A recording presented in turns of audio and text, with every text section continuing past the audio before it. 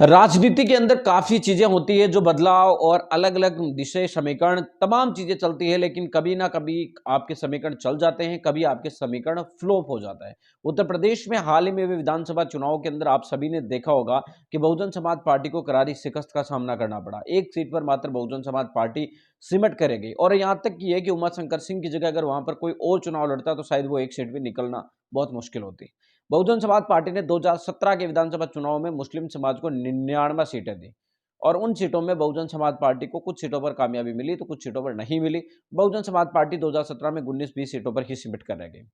2022 के चुनाव में बहुजन समाज पार्टी ने मुस्लिम समाज की बड़ी संख्या में टिकट काटी, ब्राह्मण समाज पर प्रायोरिटी दी और 2022 में बहुजन समाज पार्टी ने मुस्लिम समाज को केवल मात्र 60 सीटें पर टिकट दी और उसके बाद ब्राह्मण समाज को ज़्यादा टिकट दी गई, जिसकी वजह से ब्राह्मण समाज को फायदा भी नहीं हुआ। बसपा को तो फायदा हुआ नहीं, बल्कि ब्राह्मण समाज की बड़ी संख्या में चुनाव लड़ने के कारण बीएसपी मात्र एक सीट पर सिमट कर रह गई।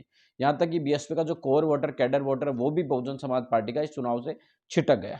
यूपी के अंदर अब बहुजन समाज पार्टी को वापसी करनी है और बहुजन समाज पार्टी इन चुनावों को लेकर मुस्लिम दलित गठबंधन बनाने की कोशिश में जुटी हुई है।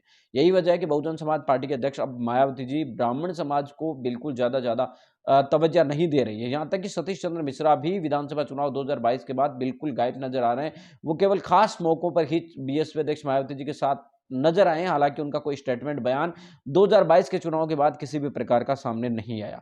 यूपी के अंदर अब उत्तर प्रदेश को लेकर साफ है कि 2024 में भी एक गठबंधन होगा। ममता बनर्जी, केसीआर जो है कई सारे लोग हैं, चंद्रशेखर सहित जो गठबंधन को तैयारियां कर रहे हैं। लेकिन यहाँ पर नजर साफ आ रहा है कि अगर बहुजन समाज पार्टी के बिना कोई गठबंधन बनता है तो बीजेपी के लिए फायदा होगा और बहुजन समाज पार्टी को अगर गठबंधन में शामिल किया जाता है तो बीएसपी को कितनी सीटें मिलेगी ये महत्वपूर्ण है और बहुजन समाज पार्टी 2024 में ज्यादा से ज्यादा सीटें अपने पक्ष में लाने की कोशिश में है। यही वजह है कि बहुजन समाज पार्टी दलितों के साथ साथ मुस्लिमों को जोड़ना चाहती है।